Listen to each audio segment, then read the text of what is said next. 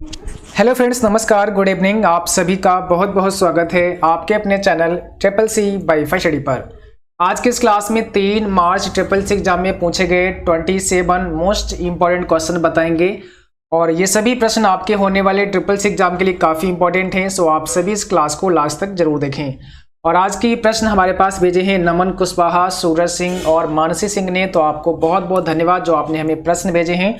और आप लोग भी अपने प्रश्न हमें जरूर भेजें। प्रश्न आप हमें मेल कर सकते हैं या फिर व्हाट्सअप कर सकते हैं। मेल आईडी और व्हाट्सअप नंबर आपको इस वीडियो के नीचे डिस्क्रिप्शन बॉक्स में मिल जाएगा। और इस क्लास को स्टार्ट करने से पहले आप सभी को बता दें, अगर आप ट्रिपल सी एग्जाम के लिए ऑनलाइन मॉक टेस्ट करना चाहते हैं तो आप हमारी वेबसाइट www.triplec-byfirst.com पर विजिट करें। यहाँ पर आपको ढेर सारे ऑनलाइन मॉक टेस्ट हिंदी और इंग्लिश में मिल जाएंगे। साथ ही साथ यहाँ से आप इंपॉर्टेंट क्वेश्चन आंसर और उसके PDF भी डाउनलोड कर सकते हैं।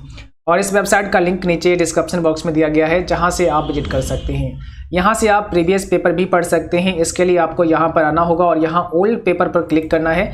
जैसे ही आप ओल्ड पेपर पर क्लिक करेंगे तो आपके सामने यहां पर ओल्ड पेपर का एक पेज ओपन हो जाएगा, ठीक है। और यहाँ से आप प्रीवियस पेपर पढ़ सकते हैं। जैसे कि अभी देख सकते हैं ट्रिपल सी मार्च एग्जाम 2021 ओल्ड पेपर, यहाँ पर क्लिक करेंगे और इस प्रीवियस पेपर को पढ़ भी पाएंगे और इसे डाउनलोड भी कर पाएंगे, ठीक है। और आज का ये पेपर भी आपको यहीं पर मिल जाएगा। अभी आप 9 बजे के बाद चेक करेंगे तो आज का प्रीवियस पेपर आपको यहाँ पर मिल जाएगा, जिसे आप आसानी से डाउनलोड कर सकते हैं। तो चलिए स्टार्ट करते हैं आज की इस क्लास को। और आज का सबसे पहला प्रश्न आपके सामने आ चुका है। यहाँ पर आपको बताना है NEFT कब लॉन्च हुआ था, ठीक है। NEFT कब लॉन्च हुआ था? When was NEFT launched? 2005 में हुआ था, 2006 में हुआ था, 2007 में हुआ था या 2008 में हुआ था? NEFT का फुल फॉर्म होता है नेशनल इलेक्ट्रॉनिक फंड्स ट्रांसफर। अब आपसे पूछा है लॉन्च कब हुआ था, तो ध्यान रखना है 2005 में। NEFT 2005 में लॉन्च हुआ था, ठीक है। चलिए क्वेश्चन नंबर नेक्स्ट बताना है। और यहाँ पर पूछा गया है PNR कौन देता है, ठीक है। PNR नंबर कौन प्रोवाइड करता है? IRCTC या फिर CRIS या फिर बोथ या फिर इसमें से कोई नहीं?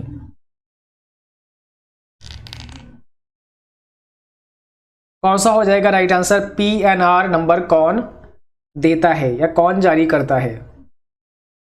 PNR का फुल फॉर्म भी कई बार एग्जाम में पूछते हैं। PNR का मतलब क्या होता है? पैसेंजर नेम रिकॉर्ड, ठीक है। इसका फुल फॉर्म होता है पैसेंजर नेम रिकॉर्ड। इसको नोट कर लेना, पैसेंजर नेम रिकॉर्ड होता है PNR का फुल फॉर्म। कौन देता है? तो CRIS के द्वारा PNR नंबर दिया जाता है। CRIS का मतलब होता है centre for railway information system. क्या होता है? Centre for railway information system. याद रखना है, दोनों इंपॉर्टेंट हैं, CRIS का फुल फॉर्म और PNR का फुल फॉर्म, ठीक है। कुछ भी आपसे पूछा जा सकता है एग्जाम में। क्वेश्चन नंबर 3 देखिए, पूछा है लिब्रे ऑफिस इम्प्रेस में नेविगेटर की शॉर्टकट की क्या होती है? अब आपको बतानी है लिब्रे ऑफिस इम्प्रेस में नेविगेटर की शॉर्टकट की क्या इस्तेमाल करते हैं।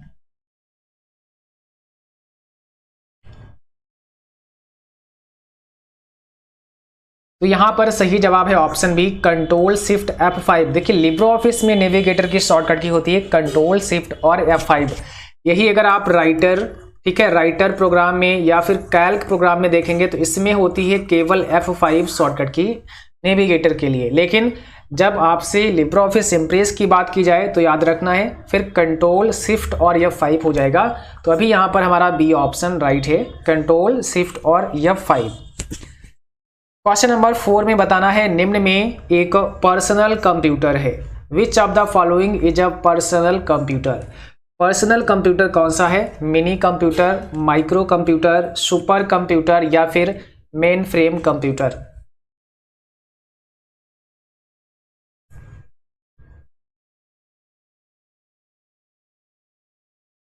तो यहाँ पर सही जवाब है ऑप्शन बी, माइक्रो कंप्यूटर क्या है? एक पर्सनल कंप्यूटर है। तो बी ऑप्शन यहाँ पे राइट है, माइक्रो कंप्यूटर एक पर्सनल कंप्यूटर है, ठीक है।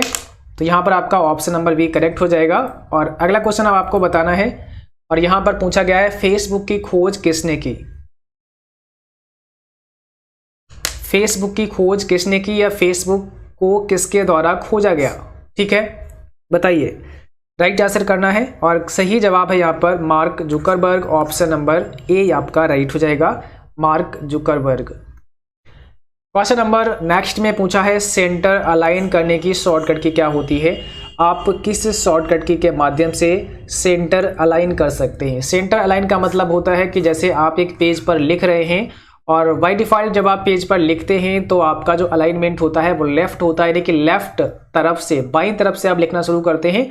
बट अगर आपने कोई टाइटल लिखा है तो आप उसको सेंटर अलाइन कैसे कर सकते हैं, इसके लिए आपको कंट्रोल ई प्रेस करना होता है और कंट्रोल ई दबाएंगे तो आप सेंटर अलाइन हो जाएंगे, आपका टेक्स्ट सेंटर अलाइन हो जाएगा। ठीक है, तो यहाँ पर हो जाएगा कंट्रोल के साथ में ई आपको प्रेस करना होता है। बी ऑप्शन राइट है।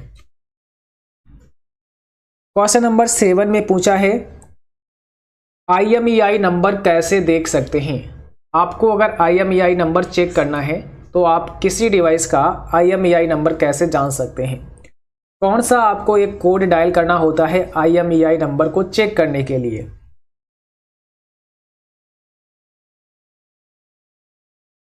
तो यहाँ पर ऑप्शन नंबर बी करेक्ट है। *#06# एक कोड है, ये आपको डायल करना होता है। जैसे आप अपने मोबाइल फ़ोन में *#06# डायल करते हैं तो आपको आपका IMEI नंबर पता चल जाएगा। ठीक है, तो यहाँ पर बी ऑप्शन आपका करेक्ट है। और अगला क्वेश्चन आपसे पूछा है लिब्रे ऑफिस में कितने इंटरफेस हैं। How many interface in Libre office. Libre office में कई सारे यूजर इंटरफेस हैं, आप उन्हें चेंज कर सकते हैं और जो भी आपको यूजर इंटरफेस पसंद है उसका आप यूज कर सकते हैं। तो कितने इंटरफेस हैं ये आपसे पूछा है। यहाँ पर आपका राइट आंसर होगा ऑप्शन नंबर सी। ठीक है, ऑप्शन नंबर सी, 4 प्रकार के इंटरफेस हैं लिब्रे ऑफिस में। ठीक है, वैसे लिब्रे ऑफिस पर अलग से भी हमने बहुत सारे क्लास दिए हैं, तो अगर आप डिटेल में पढ़ना चाहते हैं वो सभी क्लास आप लोग देख सकते हैं। ठीक है, यहाँ पर आ चुके हैं और अभी देखो यहाँ पर व्यू में आना है। जब आप व्यू में आते हैं तो एक ऑप्शन आपको मिलता है यूजर इंटरफेस का, थोड़ा सा जूम करते हैं ताकि आपको दिखे। देखिए यहाँ पर जैसे ही व्यू में आते हैं इसके बाद एक ऑप्शन मिलेगा आपको यूजर इंटरफेस का, और यहाँ पर जब आप आएंगे तो ये यूजर इंटरफेस है अभी आप देख रहे हैं। तो आपके सामने स्टैंडर्ड टूल बार है जिसमें आपको मेनू बार दिखाई दे रहे हैं और जो आपके सामने इंटरफेस है वो स्टैंडर्ड टूल बार का है। आप उसको सिंगल टूल बार में भी ले सकते हैं। इसके बाद अगर आप चाहें तो साइड बार में भी उसे कर सकते हैं, आप चाहें तो टैब्ड में भी कर सकते हैं। यहाँ पे क्या होगा, बहुत सारी टैब आ जाएंगी, जैसे आप माइक्रोसॉफ्ट वर्ड में देखेंगे टैब होती हैं, उसी प्रकार से यहाँ पे टैब आ जाएंगी। इसके बाद में अगर आप चाहें तो ग्रुप कर सकते हैं, बट टैब पे जैसे क्लिक करेंगे देखो अभी क्या होगा, कुछ समय के बाद में यूजर इंटरफेस चेंज हो जाएगा। अब देखो ये दूसरी तरीके से आपको नज़र आ रहा है।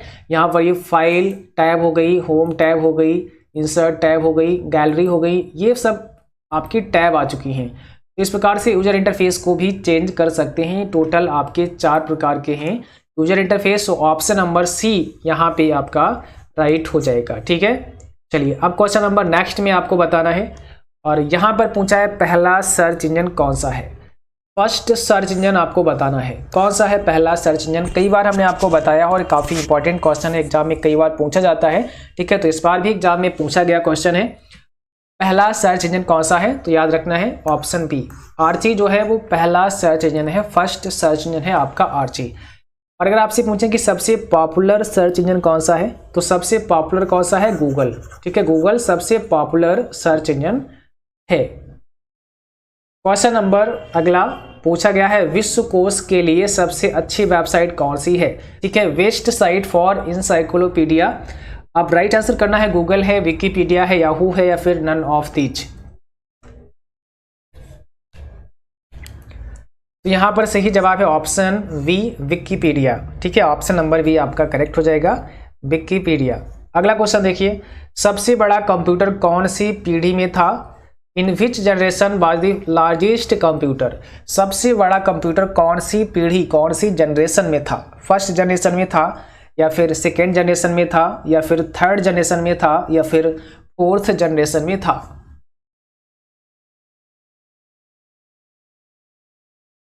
तो सही जवाब है ऑप्शन पहला, फर्स्ट जनरेशन में था। सबसे बड़ा कंप्यूटर प्रथम पीढ़ी में था, यानी कि फर्स्ट जनरेशन में था।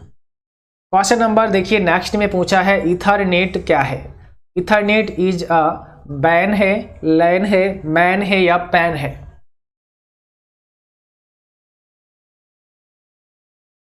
तो यहाँ पर हो जाएगा ऑप्शन बी। इथरनेट क्या है? लैन है, यानी कि लोकल एरिया नेटवर्क ही इथरनेट है, इसको ध्यान रखना है। और बैन का फुल फॉर्म होता है वाइड एरिया नेटवर्क, मैन का होता है मेट्रोपॉलिटन एरिया नेटवर्क, और पैन का होता है पर्सनल एरिया नेटवर्क, और एक परमानेंट अकाउंट नंबर भी होता है। तो जो भी ऑप्शन में दिया रहे उसके हिसाब से आपको करना है।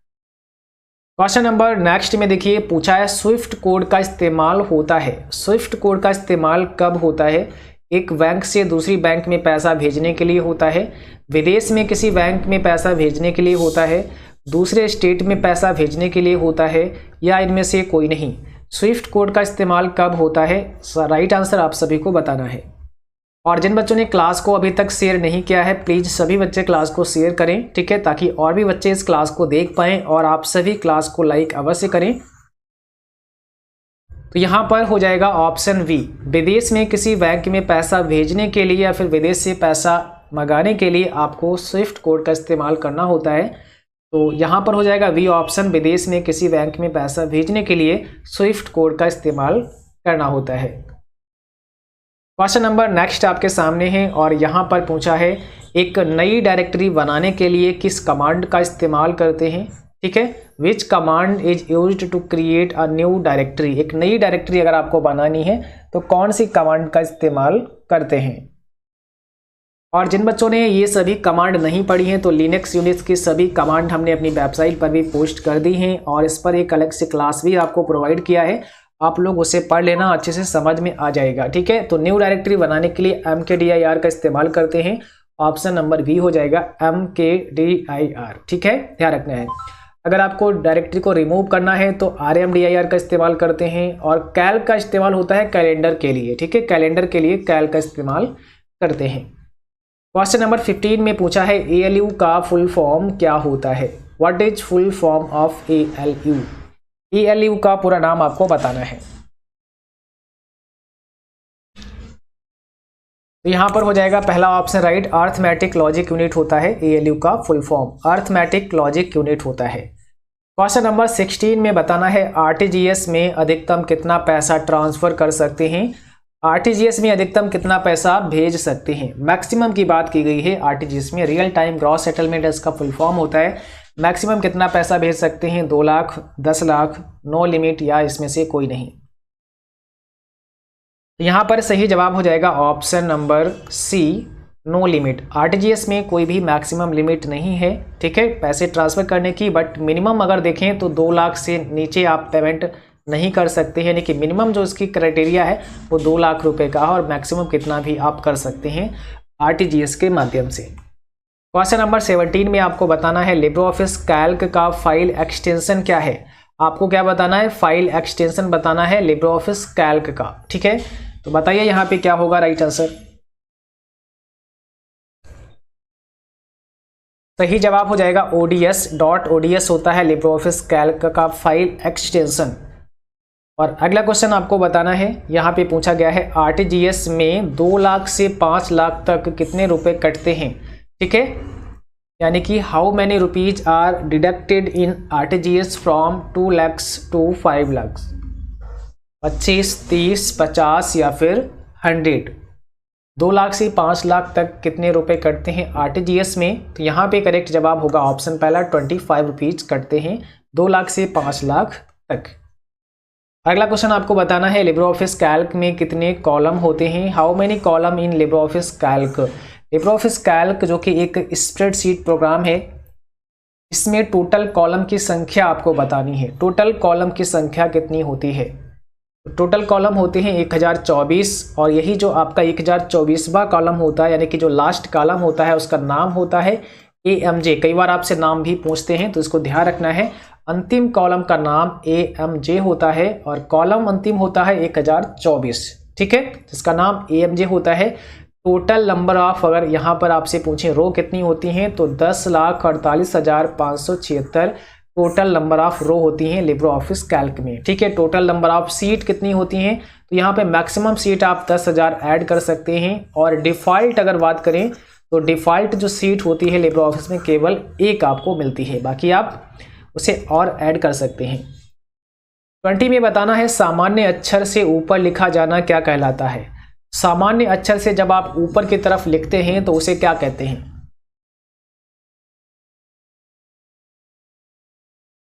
सामान्य अक्षर से जब आप ऊपर की तरफ लिखते हैं तो उसे कहते हैं सुपर स्क्रिप्ट। क्या कहते हैं? सुपर स्क्रिप्ट कहते हैं।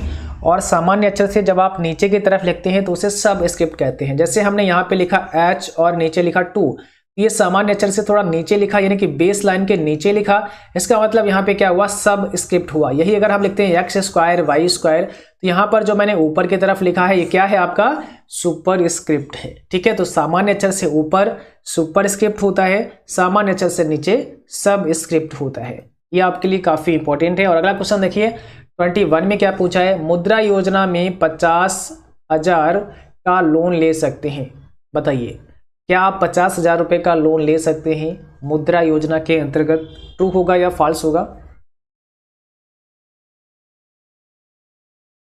तो बिल्कुल राइट है, आप 50,000 रुपए का लोन ले सकते हैं मुद्रा योजना में। यहाँ पर ये ऑप्शन आपका पहला करेक्ट हो जाएगा। ठीक है, इसको ध्यान रखना है। और मुद्रा योजना में मैक्सिमम आप 10 लाख रुपए तक का लोन ले सकते हैं। मैक्सिमम कितना? 10 लाख रुपए तक का मैक्सिमम लोन आप ले सकते हैं मुद्रा योजना के अंतर्गत। इसको भी आपको ध्यान रखना है। मिनिमम कोई क्राइटेरिया नहीं है, लेकिन मैक्सिमम 10 लाख तक आप ले सकते हैं। क्वेश्चन नंबर 22 में देखो क्या पूछा गया है आपसे। बग पूछा है। बग क्या होता है? What is bug? एक वायरस है या फिर an error in computer program, एक सॉफ्टवेयर है या इसमें से कोई नहीं? तो आपको बताना है बग क्या है। बग एक एरर होता है ना, an error in computer program में कोई एरर होता है जिसे बग कहते हैं। ठीक है, तो ऑप्शन यहाँ पे बी हो जाएगा, an error in computer program. Question number 23 देखो क्या पूछा है। कंट्रोल शिफ्ट F9 का उपयोग किस लिए करते हैं? कंट्रोल शिफ्ट और F9 का उपयोग किस लिए करते हैं? अनलिंक के लिए, लिंक के लिए, टॉगल या डिस्प्ले। ये लिंक का मतलब यहाँ पर हाइपरलिंक से है। ठीक है, ध्यान रखना है, हाइपरलिंक से इसका मतलब है। तो कंट्रोल शिफ्ट और F9 का इस्तेमाल कब करते हैं? आप सभी बच्चों को जवाब करना है। इसमें कौन सा होगा राइट आंसर?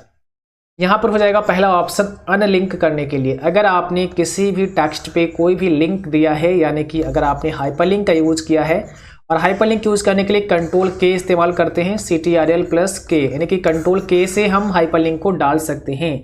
और अगर आपने हाइपरलिंक को इंसर्ट कर दिया है, अब उस हाइपरलिंक को आपको हटाना है, उसको रिमूव करना है, तो उसको अनलिंक करना पड़ता है। तो कंट्रोल शिफ्ट F9 अगर आप दबा देते हैं तो क्या हो जाएगा? उससे हाइपरलिंक हट जाएगा। ठीक है, जो हाइपरलिंक आपने डाला होगा वो रिमूव हो जाएगा। इसी को कहते हैं अनलिंक करना। तो लिंक करने के लिए कंट्रोल के और अनलिंक करने के लिए कंट्रोल शिफ्ट F9। तो यहाँ पे क्या होगा? पहला ऑप्शन राइट हो जाएगा, अनलिंक होता है कंट्रोल शिफ्ट और F9। इसको ध्यान रखना है। क्वेश्चन नंबर 23 यहाँ पे पूछा है x86 क्या है? बताइए, ऑपरेटिंग सिस्टम है, प्रोसेसर है, वेब ब्राउजर है, या इसमें से कोई नहीं, या इसमें से कोई नहीं, नन ऑफ दीज। 86 क्या है? x86 एक प्रोसेसर है। क्या है? एक प्रोसेसर है। इसको ध्यान रखना है। तो ऑप्शन बी आपका राइट है, एक प्रोसेसर है। 24 में देखो पूछा गया है, उमंग ऐप किससे संबंधित है? Which is the Umang app related to? Cashless India से संबंधित है, डिजिटल इंडिया से संबंधित है, इंटरटेनमेंट से संबंधित है, पॉपुलेशन कंट्रोल से संबंधित है। तो आपको बताना है इसमें कौन सा होगा सही जवाब। 24 में बताइए, राइट आंसर करना है सभी बच्चों को। और जो भी साथी चैनल पर नए हैं, पहली बार हैं, आप सभी चैनल को सब्सक्राइब करें, साथ में बेल आइकन भी ऑन करें ताकि नोटिफिकेशन भी आप सभी को मिलता रहे। और आपको ऑल नोटिफिकेशन को ऑन करना है सभी बच्चों को। ठीक है, 24 में राइट आंसर क्या होगा? उमंग ऐप जो है वो डिजिटल इंडिया से संबंधित है। तो ऑप्शन नंबर बी करेक्ट है आपका, डिजिटल इंडिया से संबंधित है। उमंग ऐप का फुल फॉर्म क्या होता है? आप सभी बच्चे कमेंट बॉक्स में बताएं, उमंग का फुल फॉर्म क्या होता है? काफ़ी बार पूछा गया है उमंग का फुल फॉर्म भी, और अधिकांश पूछा जाता है। इसका मतलब होता है unified mobile application for new age governance. Unified mobile application for new age governance होता है उमंग ऐप का पूरा नाम। क्वेश्चन नंबर 25 में बताना है, पिन का फुल फॉर्म क्या होता है? पिन का फुल फॉर्म आपको बताना है। पिन का फुल फॉर्म होता है personal identification number. Option number A यहाँ पे करेक्ट है आपका, पर्सनल आइडेंटिफिकेशन नंबर होता है पिन का फुल फॉर्म। चलिए क्वेश्चन नंबर नेक्स्ट, और यहाँ पे पूछा गया है आपसे, नॉन वॉलेटाइल मेमोरी कौन सी है? Which is non volatile memory? RAM, ROM, S RAM, D RAM, इसमें से नॉन वोलेटाइल मेमोरी आपको बतानी है। यहाँ पर क्या हो जाएगा? ऑप्शन बी हो जाएगा रोम। रोम कैसा है? एक नॉन वोलेटाइल मेमोरी है आपका रोम, तो ऑप्शन नंबर बी यहाँ पे करेक्ट होता है। और रोम का फुल फॉर्म क्या है?